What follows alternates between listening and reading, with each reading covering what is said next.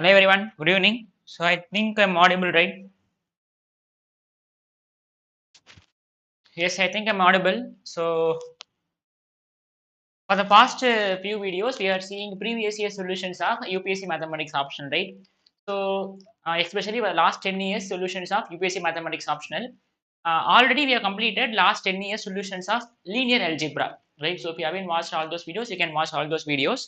And we have started calculus. In calculus, we have completed 24, 23 and 22 papers. So in this video, we will solve 2021 paper, right? So again, as usual, it has 6 to 7 questions. So we'll start one by one. So you can see it has problem 1 and then problem 2, problem 3, problem 4, problem 5, problem 6, problem 7, right? So we have overall 7 problems in 2021 paper, right? Okay, so we'll solve one by one. So we'll straight away get into problem number 1.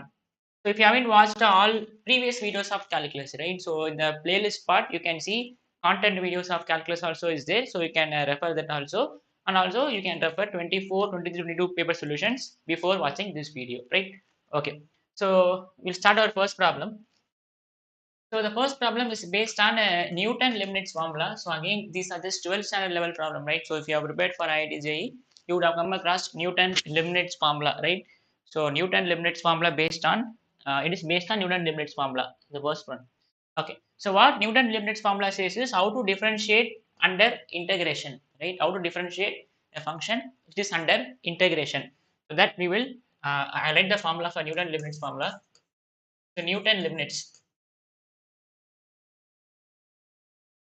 So that is how to differentiate d by dx of integration of function of t dt, right? So inside we have function of t dt and the limit is a function of x. Let us say we have u of x to v of x. So d by dx of integration of 0 to the d by dx of integration of u of x to v of x f of t dt is given by f of upper limit into d by dx of upper limit, right, minus f of lower limit into d by dx of lower limit, right? So this is what Newton Leibniz formula says. I hope camera is visible, right? Just a minute, I'll adjust the camera.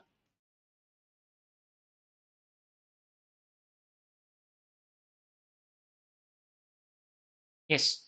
So what Newton Leibniz formula says is how to differentiate a function which is under integration. So inside we have function of t dt, limit is u of x to v of x. So in place of t, you substitute upper limit. So f of v of x, you differentiate upper limit, minus in place of t, you substitute lower limit, f of u of x, and you differentiate lower limit, d by dx of u of x. Now, you can see the first problem is if integration of 0 to x f of t dt is equal to x plus integration of x to 1 t times f of t, then find the value of f of 1. See, we don't know the function f of x explicitly. We don't know what our function f of x is, but the f of x satisfies this equality, right? We don't know what f of x directly, but this f of x satisfies this equality, right? So we will find that f of x now. So we have, I'm going to differentiate both sides, right? I'm going to differentiate both sides with respect to x. So we have d by dx of integration of 0 to x f of t dt is equal to d by dx of um, x plus integration of x to 1 t times f of t dt, right? Now I'm going to apply Newton Leibniz formula here and then here. So we can see inside we have function of t dt. So our u of x is 0, v of x is x, right? You just compare this and this. Our lower limit u of x is 0 and v of x is x. So we'll apply that formula here. So f of upper limit, so f of x into d by dx of upper limit minus f of lower limit into d by dx of lower limit. Is it clear? In place of t, you have to substitute upper limit. Here in place of t, I'm substituting upper limit which is x. So it will be f of x into d by dx of upper limit. So d by dx of upper limit is 1 minus f of u of x. So in place of t, you substitute lower limit. So f of 0, d by dx of lower limit which is again 0, right, is equal to, now d by dx of x is 1. Now I'll take this differential operator inside. We have d by dx of integration of x to 1 t times f of t dt. Now again you apply Newton Leibniz formula here. So this will become f of x, right? This will become f of x 1 plus. Now again you apply Newton limits formula. You see this fully as f of t, right? You see this fully as f of t, and this is our u of x, and 1 is our b of x, right? 1 is our b of x. So what we have here is, so f of upper limit. So f of upper limit. So f of upper limit. So our f of t is t times f of t, right? Our f of t is t times f of t. So you will have our f of t is this. So f of 1 is 1 times f of 1 into d by dx of 1, right? Into d by dx of upper limit minus f of lower limit. So our f of t is this. So f of x is x into f of x, right? X into f of x, x into f of x, d by dx of lower limit, which is 1. Is this step is clear? Very simple, right? So you see this as a function of t. So you see this fully as f of t. So f of t is t times f of t. So f of 1 is 1 times f of 1, d by dx of 1 minus, in place of t you replace x. So it will be x into f of x, and d by dx of x is 1. So you will have f of x is equal to 1 plus, this will become 0, right? This will become 0. You will have 0 because d by dx of 1 is 0. 1, 0 minus x into f of x, d by dx of sorry, this is d by dx of x, right? D by dx of x, that is f of lower limit into d by dx of lower limit. Okay, so you will have f of x is equal to 1 minus x into f of x. So you just take f of x common. So f of x, x times f of x is 1. So this implies if I take f of x outside, we will have 1 plus x is equal to 1. So our f of x is given by 1 divided by 1 plus x. So we can see, you can see we have found our function f of x. Our f of x is 1 by 1 plus x. So this is the function that satisfies this equation, right? So we have found our function directly using Newton limits formula. Now they are asking f of 1. So our f of 1 will be, f of 1 will be 1 divided by 1 plus 1, which is 1 by 2. So f of 1 is 1 by 2, right? So f of 1 is 1 by 2. It's very simple.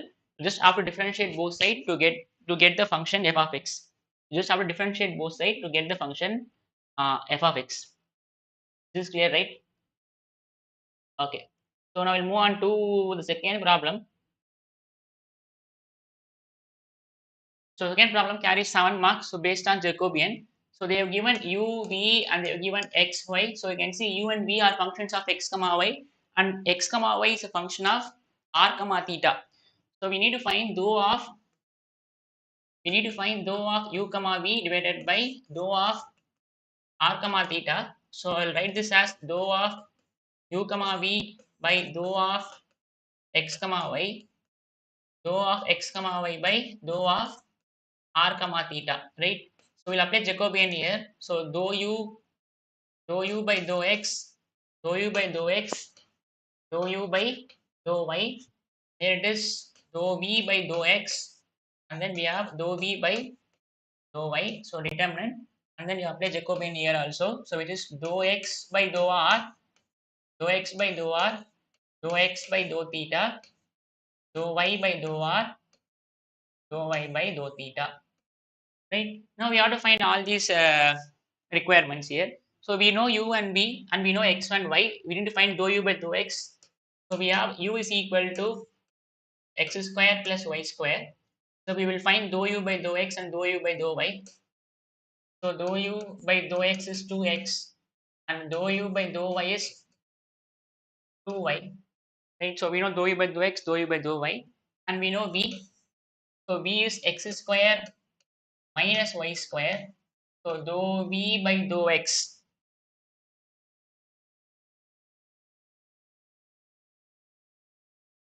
So dou v by dou x is 2x, and dou v by dou y it will be given by minus 2y, and we need to find dou x by dou r and dou x by dou theta. Okay, so we have x is equal to r times cos theta. So dou x by dou r, right? With respect to r I'm doing, so it will be cos theta, right? Because derivative of r is 1, and dou x by dou theta, dou x by dou theta. So you keep r as constant. Derivative of cos theta is minus sin theta, right? So dou x by dou theta is minus r sin theta, and we have y is equal to r times sin theta. So we will find dou y by dou r. So dou y by dou r will be sin theta, and dou y by dou theta will be r cos theta. So we know all these now. So we'll substitute here. This is given by dou u by dou x. So dou u by dou x is 2x, and dou u by dou y is 2y, and here it is 2 dou v by dou x is 2x, and this is minus 2y, and dou x by dou r. Dou x by dou r is cos theta. Dou x by dou theta is minus r sin theta, and dou y by dou r. So dou y by dou r is sin theta, and this is r cos theta, right? So this is given by minus 4xy minus 4xy, right? Minus 4xy minus 4xy. This is r cos square theta plus r sin square theta. So we take r common, sin square plus cos square is 1. So minus 8xy times r, right? Minus 8xy times r is your required answer. So suppose if I want to find r in terms of x comma y, suppose if you want to keep everything in terms of x comma y, you find r in terms of x comma y. So uh, we have x square is uh, we have x square is r square cos square theta, and we have y square is r square sine square theta. So if I add, we will have x square plus y square is r square, right? So I can write r as root of x square plus y square. I can write r as root of x square plus y square. So if I want to write everything in terms of x comma y, so r is root of x square plus y square into minus 8xy, right? This is your answer. So now I'll move on to next question. Is it clear up to now? So minus 8xy r, right? Minus 8xy r is your required answer. Okay, so now we'll move on to third one.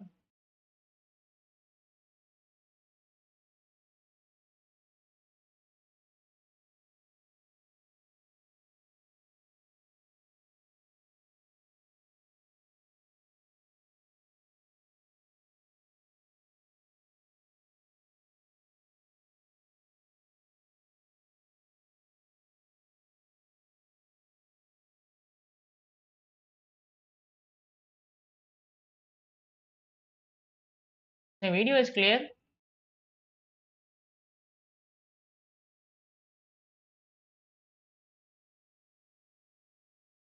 I'll just check the video again.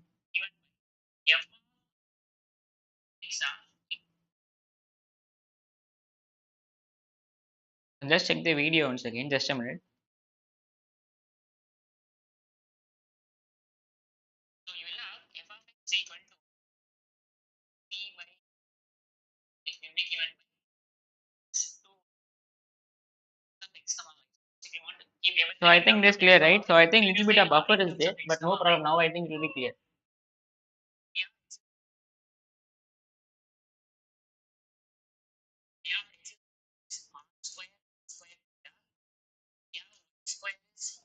Okay, I think it is clear now. So we'll start.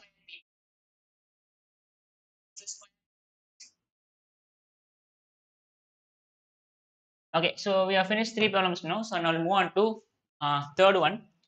So the first problem is based on Newton-Leibniz formula, and second problem is based on Jacobian, right? Okay.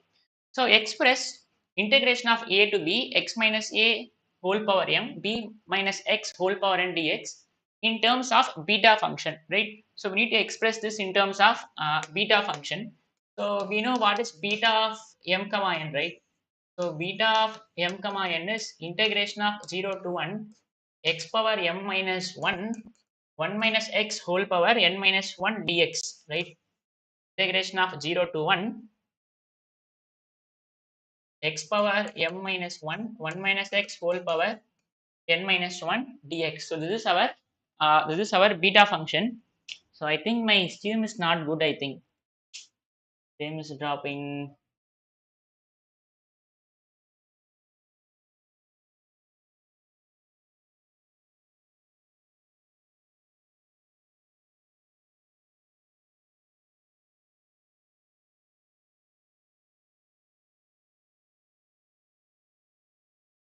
So I'll try to.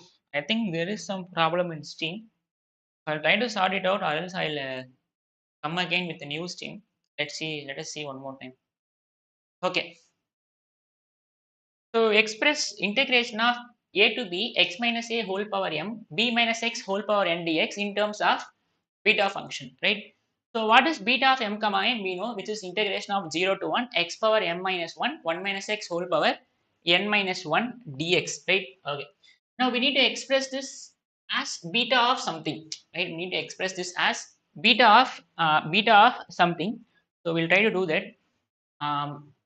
See, I want to write this in terms of beta function. So obviously and surely limit has to be from 0 to 1, where here the limit is from a to b. So we need to make a proper substitution to convert the limit a b in terms of 0 comma 1, right? We need to convert.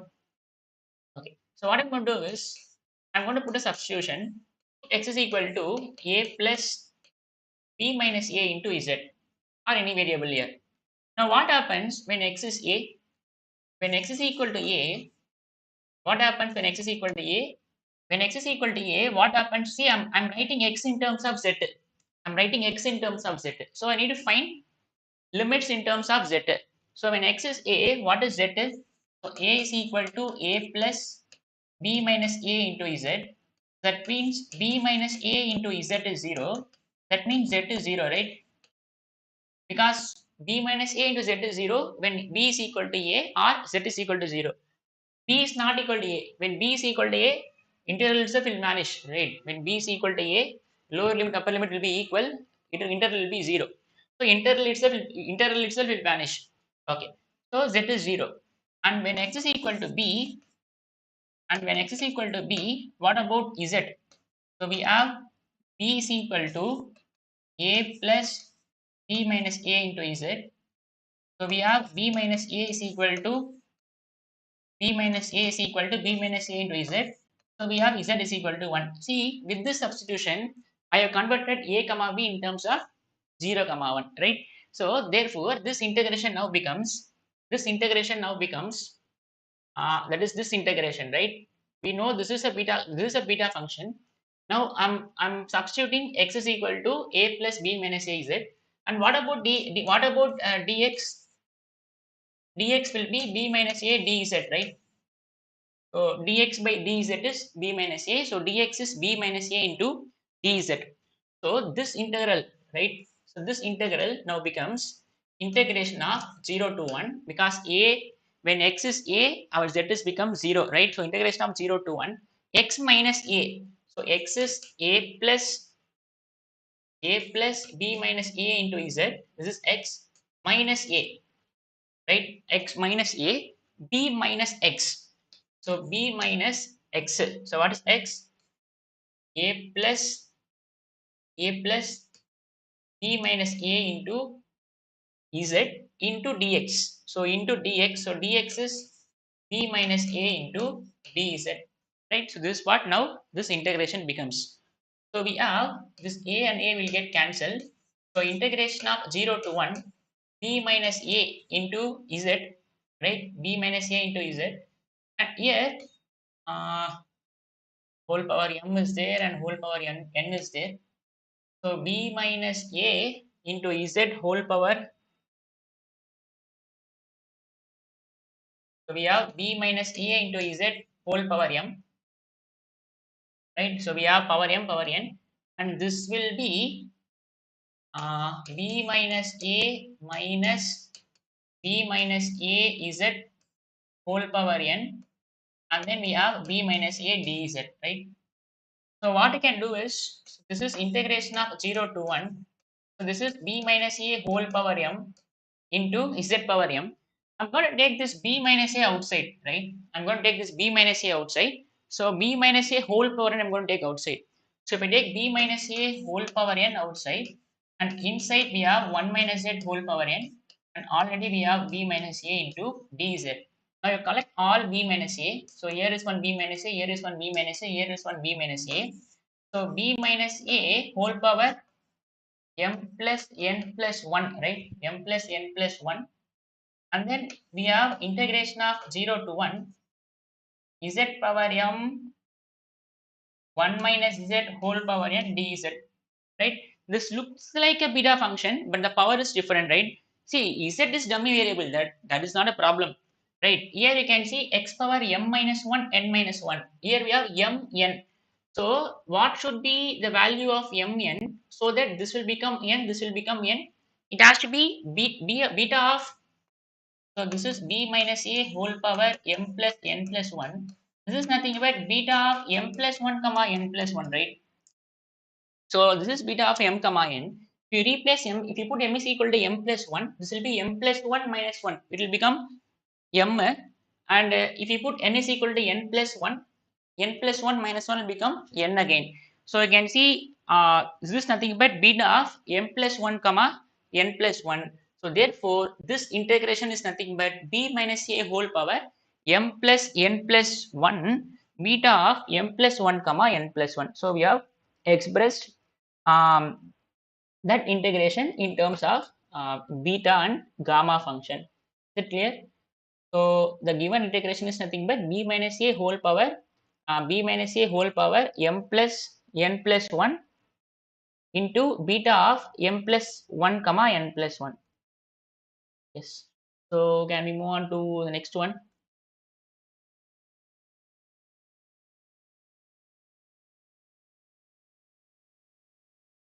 The stream is clear, right? Yes, I think the stream is clear.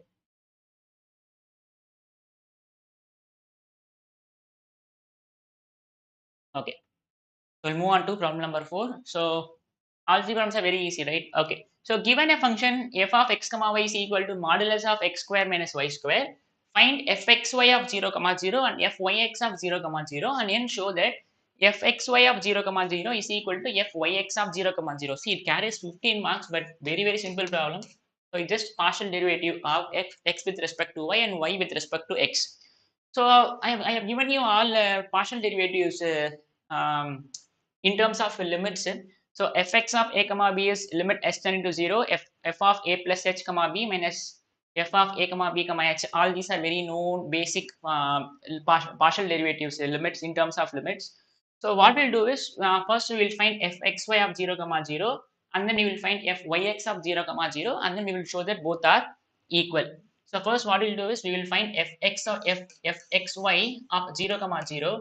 So fxy of 0 comma 0. So fxy of 0 comma 0. So instead of a comma b, you substitute 0 comma 0. So you have limit s tending to 0, right? We have limit s tending to 0. Fy of, so a comma b is 0. So fy of h comma 0 minus fy of 0 comma 0 whole divided by h, right? So instead of a comma b, I'm substituting 0 comma 0. So we have fxy of 0 comma 0 is fy of h comma 0 minus fy of 0 comma 0 divided by h. Now we don't know what is fy of h comma 0, and we don't know what is fy of 0 comma 0. Now we will substitute, we will find those value. Now we will find what is fy of 0 comma 0, right? Now we will find what is fy of 0 comma 0. Now we will find what is fy of 0 comma 0. Fy of 0 comma 0. So we know what is fy of a comma b. So you just find fy of 0 comma 0. So we have limit k tending to 0. Sorry, this is k. So limit k tending to 0, right? Limit k tending to 0, f of 0 comma k minus f of 0 comma 0 divided by k, right? So I'm just substituting a comma b to be 0 comma 0. So this is limit k tending to 0, f of 0 comma k. So what is f of 0 comma k? So it is modulus of 0 square minus k square, and f of 0 comma 0 is k divided by k. F of 0 square minus k square, f of 0 square minus k square divided by k. So this is not, this will tend to 0, right? So because we have modulus of k square, so modulus of k square divided by modulus of k square divided by k. So you will have quadratic by linear. So all one k will get cancelled. So you will have only k in the numerator. When you substitute limit, it will be 0. Now this we already found. Fy of 0 comma 0 is 0. Now we will find what is fy of h comma 0. Right? Fy of h comma 0. So fy of a comma b we know. You substitute a is equal to h, b is equal to 0. So limit k tends to 0. So a is h. So a is h and b is 0. So f of h comma k minus f of h comma 0 divided by k. Right? See, we know what is fy of a comma b. You substitute a is equal to h and b is equal to 0. So this will be limit k tending to 0 f of h comma k. So it is modulus of h square minus k square minus f of h comma 0. So f of h comma 0 is modulus of h square whole divided by k, right? See, this k is tending to 0. You know the definition of mod x, right? You know the definition of mod x. So what mod x states is it is plus x if the inside quantity is greater than or equal to 0. It is minus x if the inside quantity is less than 0, right? It is minus x if the inside quantity is less than 0. So we have, see, this k is tending to 0. So this number is very, very, very small. So h square minus very small number. So here the inside quantity is positive, right? Here the inside quantity is positive because this k is tending to 0. So we have h square. This is positive. So from positive we are subtracting a very small number. So that means the inside quantity is always positive. When the inside quantity is positive, you can just write modulus of x square minus k square as it is. So we have limit k tending to 0. Limit k tending to 0, h square minus k square, and this is minus h square divided by k, and these two will get cancelled. So you'll have 0 again, right? See, in this quantity is always positive. So modulus of x is plus x if the inside quantity is positive. It is minus x if the inside quantity is negative, right? Basic definition of modulus. So we can see this value turns out to be limit s tending to 0, 0 minus 0 divided by h. This will be 0, right? This will be 0. So fxy of 0 comma 0 is 0. Similarly, what we'll do is we will find fyx of 0 comma 0. Now fyx of 0 comma 0, right? We know what is fyx, right? We know what is fyx of a comma b. Now we will find if we will substitute a comma b to be equal to 0. So we have fx of a comma k, fx of a comma k. So limit fx of, so a is 0, b is 0. So fx of 0 comma k minus fx of 0 comma 0 whole divided by k, right? And here limit k tending to 0. So this is fyx of 0 comma 0. Now similarly, what we'll do is we will find fx of 0 comma 0. So fx of 0 comma 0. So it will be limit s tending to 0, f of h comma 0 minus f of 0 comma 0 divided by h, right? So we know what is fx of a comma b. You substitute a comma b to be 0 comma 0. So we have f of h comma 0 minus f of 0 comma 0 divided by h. So f of h comma 0. So this will be limit s tending to 0, f of h comma 0. So modulus of h square minus 0 square divided by h. So again this will be 0, right? So insert quantity is positive. So modulus of h square is again h square. So h square, one h will get cancelled. So when you apply limit, it will be equal to 0, right? It will be equal to 0. Okay. Now we will find fx of 0 comma k, fx of 0 comma k. So fx of 0 comma k. So you substitute b is equal to k. So we have f of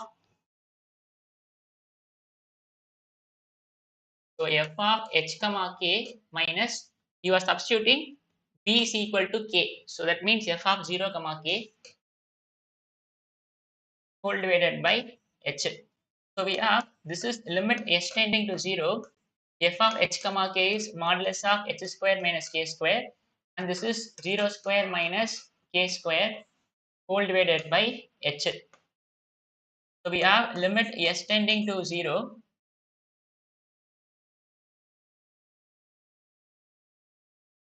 Okay. Modulus of h square minus k square, and this is minus k square, right?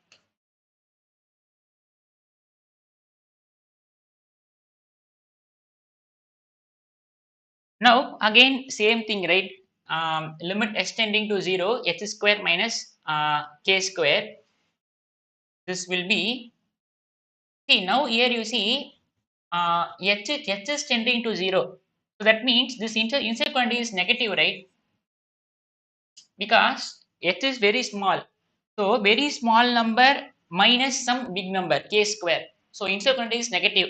If the inside quantity is negative, output is minus of x, right? So this is limit extending to 0. Output is minus of x square minus k square. If the inside quantity is positive, mod x is x. If the inside quantity is negative, mod x is minus of inside quantity, right? So minus of h square minus k square whole divided by h. So again this plus k square minus k square will get cancelled. So again you will have 0, right? Again you will have 0. So again fy x of 0 comma 0. So this will be limit k tending to 0. So 0 minus 0 by k. So which is again 0. So therefore fxy of 0 comma 0 and fyx of 0 comma 0. So both are equal to 0. See, very simple. You can finish this in 3-4 minutes if you know the if you know partial derivatives formula, right? Fx of a comma b, fy of a comma b, and fxy of a comma b, and fyx of a comma b, right? Very simple. So now I'll move on to, see, this carries 15 marks, right? Okay, you have to understand the importance. Okay, so it's the problem. Show that the entire area of asteroid x power 2 by 3 plus y power 2 by 3 is equal to a power 2 by 3 is 3 by 8 pi times a square. So again, very standard problem on calculus. So we have an asteroid.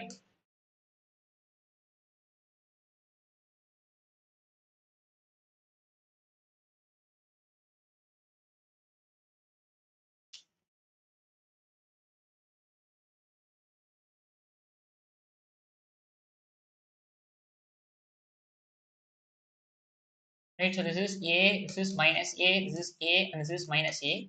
So we need to find the area of this asteroid. I'm going to find this using polar form. So what is the polar form for asteroid? The polar form for asteroid is given by, the polar form for asteroid is given by x is equal to a cos cube theta, and y is equal to a sin cube theta, right? X is equal to a cos cube theta, y is equal to a sin cube theta, and this area is given by, integration of dx dy, right? This area is given by 4 times integration of dx dy. Yes or no? Or else you can also do in some other method also. So I'll try to do in some other method.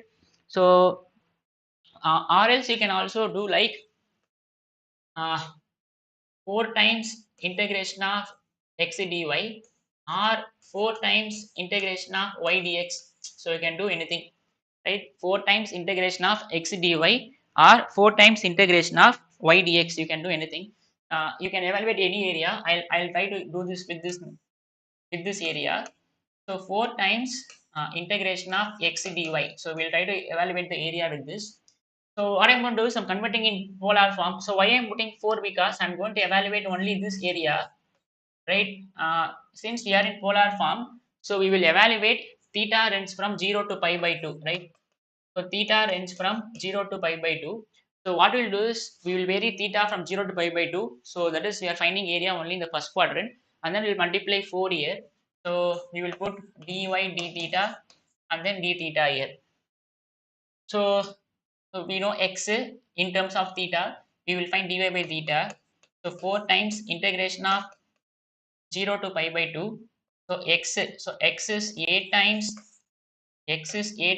cos cube theta dy by d theta. So dy by d theta is, so differentiate this, we will have 3a sin square theta into cos theta, right? D theta. So this area becomes 4a integration of 0 to pi by 2 sin square theta cos power 4 theta d theta.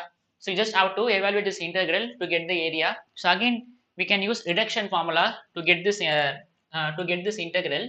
So what reduction formula says is, you can directly write that reduction formula. So what reduction formula says is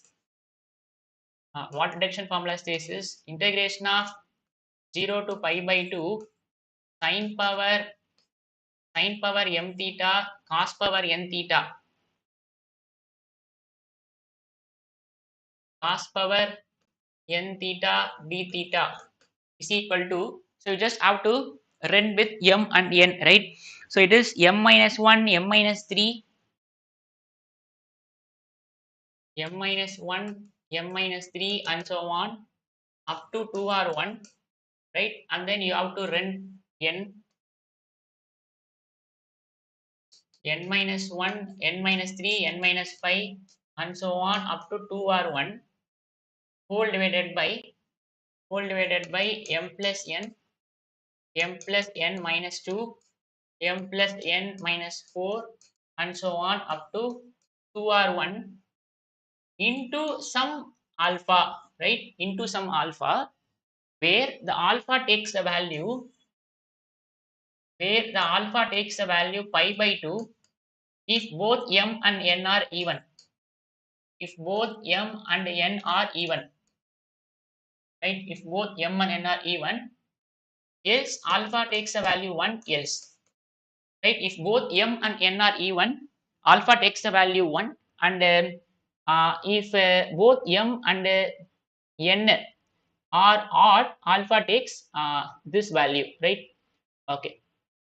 So m minus 1, m minus 3 and so on to 2 or 1, n minus 1, n minus 3, 2 or 1, m plus n. Yes. Now we'll move on to, in our case our m is 2, n is 4, right? So in our case our m is 2 and n is 4. Okay. In our case our m is 2, n is 4. So we have integration of 0 to pi by 2 sin square theta cos power 4 theta d theta. So 2 minus 1, that's it, you can stop, right? You can go up to 2 or 1. So 2 minus 1 and then n we need to run. So 4 minus 1, 4 minus 3, you can stop because we have got 1, whole divided by m plus n. So m plus n is 6. So 6 plus 6, 6 minus 2 is 4, and then 6 minus 4 is 2. You can stop. You can stop, getting 2 or 1 into alpha. So alpha is pi by 2 because both m and n are even, right? Both m and n are even. So this value is given by, uh, this will become 1, this will become 1, this will become 3, right? So 1 1 3 divided by 2 into 4 into 6 into 5 by 2. So 3 ones are 3 twos are. So we have 5 by 8, 8 twos are 16. So we have 5 by 32. So this integration value is 5 by 32. So this now becomes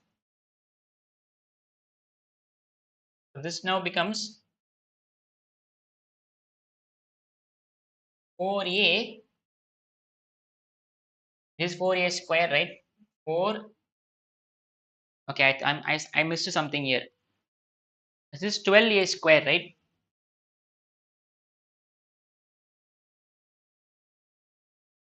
So 4 threes are 12. A into a is a square. This is 12a square. So we have 12a square, and this integration value is what? Pi by 32, right? This integration value is pi by 32. So we have got pi a square. So what is 12 by, yes, 4 threes are 12, 4 eights are 32. So we have 3 pi a square by 8. So 3 pi a square by 8 is the area of this asteroid. Again, 15 mark question. So very simple, very standard problem that you come across in your degree exams, right? So this integration is given by, this integration value is given by pi by 32. That's it. This integration value is given by pi by 32. Okay. So now we'll move on to the next one. So still one more problem. I can finish this in 10 to 15 minutes maximum. Show that between any two roots of e power x cos x is equal to 1, there exists at least one root of e power x sin x minus 1 is equal to 0. Again, very standard problem based on Rolle's theorem. I already discussed these kinds of problem in calculus content itself in a playlist. So you can watch this also if you want, right? Okay. Now show that between any two roots of e power x cos x, there exists at least one root of e power x sin x minus 1 is equal to 0. Let us say we have a graph like this, right? Let us say this is a graph of e power x cos x minus 1 is equal to 0. So let us say a and b, let us say a and b are the roots, right?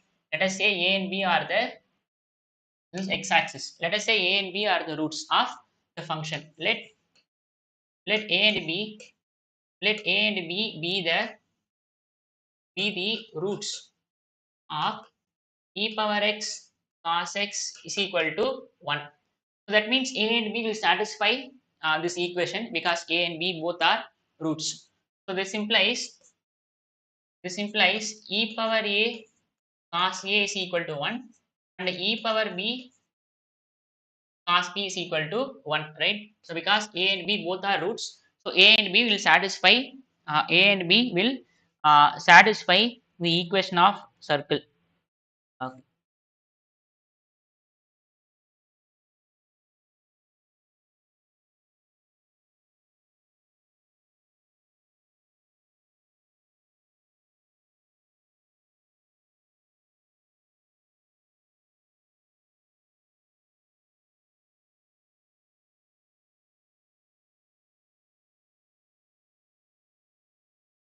Okay.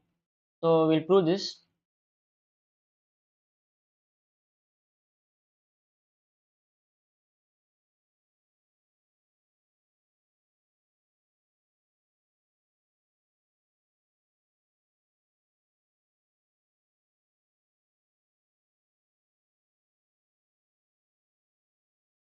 Okay, so show that between any two roots of e power x cos equal to 1, there exists at least one root of e power x sin x minus 1 is equal to 0.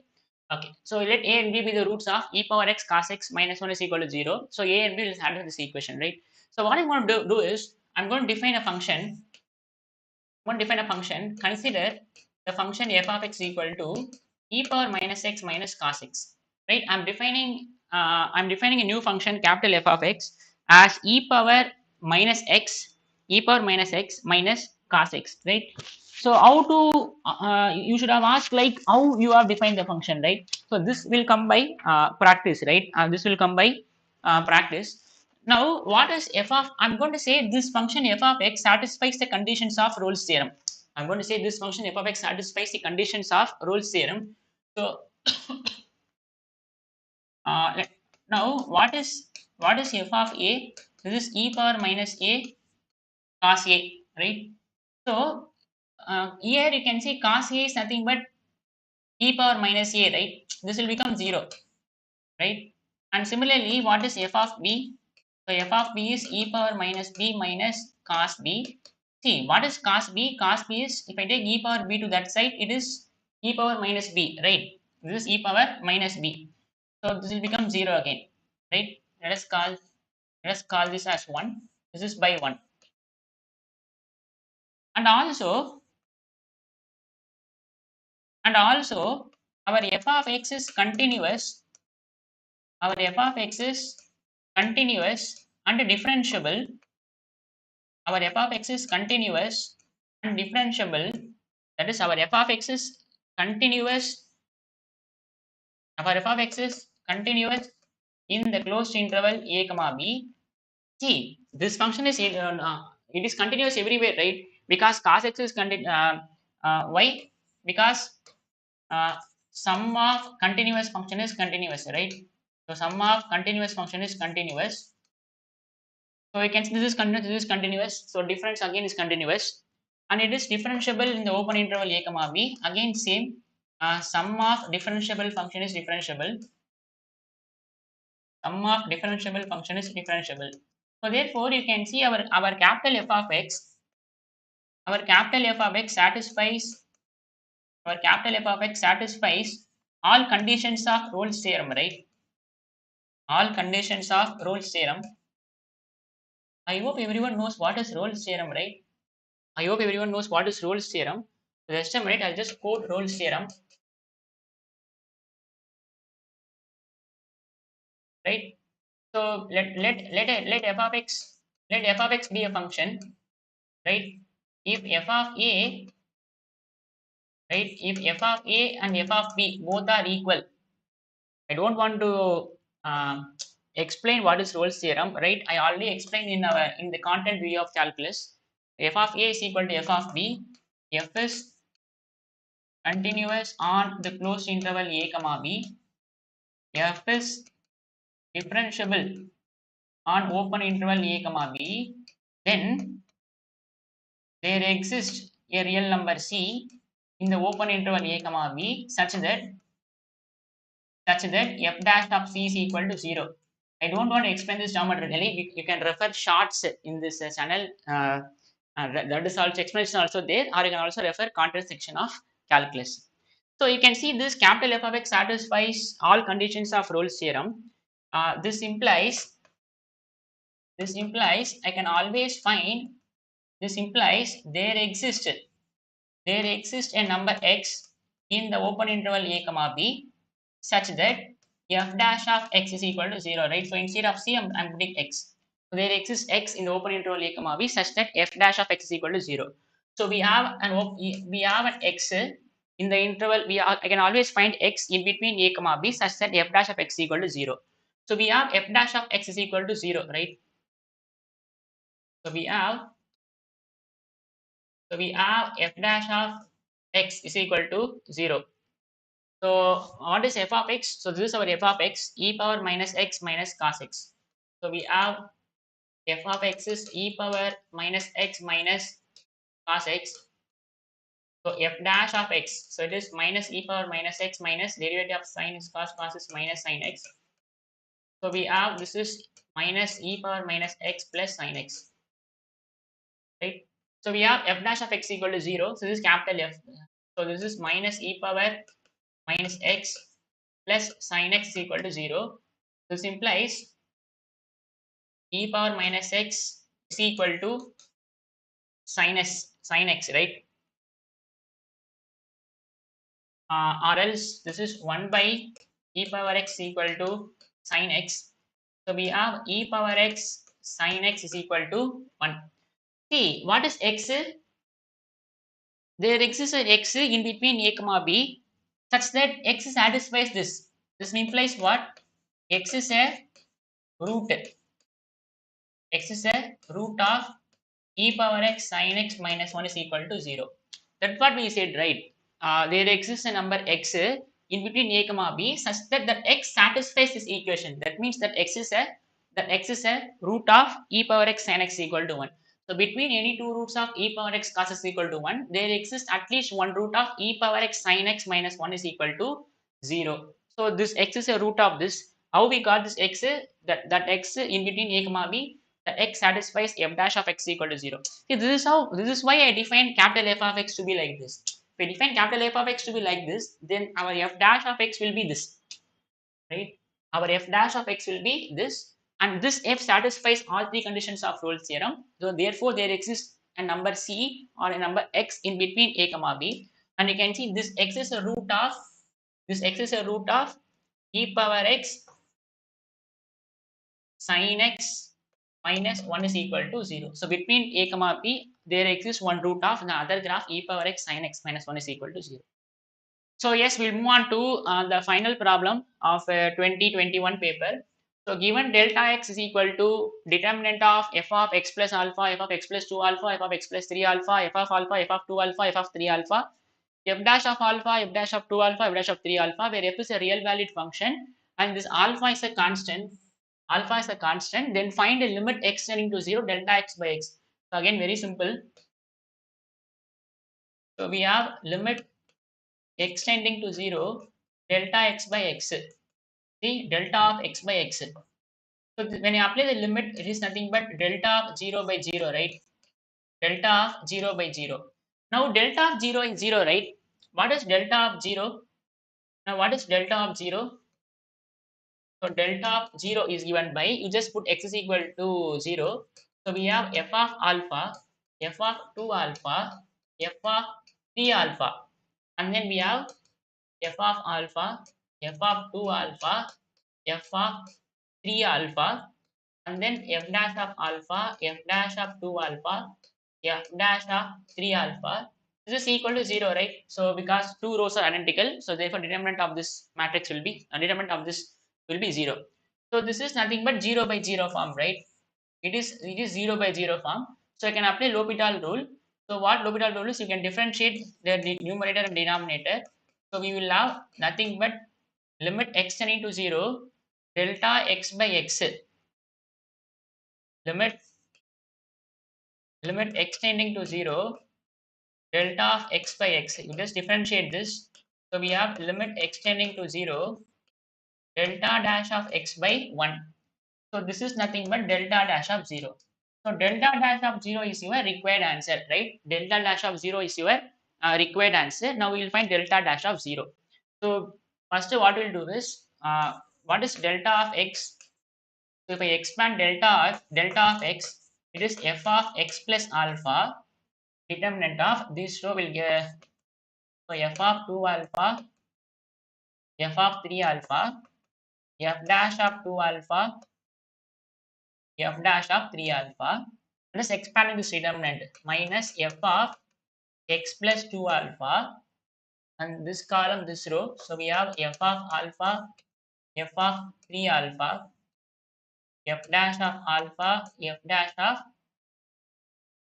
3 alpha, plus f of x plus 3 alpha, then this is f of alpha, f of 2 alpha, f dash of alpha, f dash of 2 alpha, right? See, these are some constant, right? These are some constant because alpha is a constant. So f of this is a number, yes or no? This is a number, this is a number, this is a number, this is a number. Everything will be a number. So number, number, number, number. When you expand determinant, it will be a number. Let us put that number to be some k, or let us put some that number to be some k1, right? Some k1 of x plus alpha. So I'm just putting this number as k1, minus I'm putting this number as k2. So k2 of x plus 2 alpha plus k3 of f of x plus 3 alpha, right? I'm just putting this as k1. I'm just putting this as k2. I'm just putting this number as k3. Now this is your delta of x, right? This is your delta of x. Now what is delta dash of x? What is delta dash of x? So delta dash of x is this number will remain same, right? Because it's a constant. So k1 times this is f dash of x plus alpha. Inside you have to differentiate with this one. So k2 f dash of x plus 2 alpha plus k3 times f dash of x plus 3 alpha. Inside if I differentiate, you will get only 1 plus 0. I'm not writing that. Is it clear? Now again you get back to your substitution. Again you put k1 to be this, k2 to be this, k2, k3 to be this. Can I write my delta dash of x to be like? Can I write my delta dash of x as? Can I write? Can I write my delta dash of x to be f dash of x plus alpha, f dash of x plus 2 alpha, f dash of x plus 3 alpha, f of alpha, f of 2 alpha, f of 3 alpha, f dash of alpha, f dash of 2 alpha, f dash of 3 alpha. Can I write like this? Can I write like this? See, I'm just representing this in determinant form. That's it. See, this is nothing. What is K1? K1 is this. So f dash of x plus alpha into determinant of this minus f dash of x plus 2 alpha into K2. K2 is determinant of this.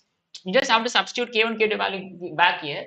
This is same as determinant of this. Yes or no? If you expand determinant, f dash of x plus alpha into determinant of this 2 by 2 matrix, which is K1, and minus f dash of x plus 2 alpha into f of alpha, f of 3 alpha, f dash of alpha, f dash of 3 alpha determinant, that is nothing but K2. So I'm writing in vice versa, reverse order. Now this is your delta dash of x. Now what is delta dash of 0? Now what is delta dash of 0? So it is f dash of alpha, f dash of 2 alpha, f dash of 3 alpha. Then we have f of alpha, f of 2 alpha, f of 3 alpha, f dash of alpha, f dash of 2 alpha, f dash of 3 alpha. Again, this determinant is 0 because first row and third row are identical, right? First row and third row are identical. So therefore, we need to find limit extending to 0 delta of x by x, so which is nothing but limit extending to 0 delta dash of x, so it is 0 by 0 form, which is nothing but delta dash of 0. So delta dash of 0 is 0, so therefore the limit of this is equal to 0. So again, very simple problem, which carries 10 marks. So overall I think it carries 70 marks or 60 marks, I think. We'll calculate that. So we have completed all 7 problems. So first problem is based on Newton's formula. So this is 15, 5, and then this is 7, which is 12, and 12 plus 8 is 20, 20 plus 15 is 35, 35 plus 15 is 50, 50, and then this is 60, and then this is 70. Yes, so we have 70 marks again in 2021 paper. So all 7 questions are very simple questions. So in the next class you will do 2020 paper, right, of calculus. So we'll see in the next class. Thank you, all the best, bye.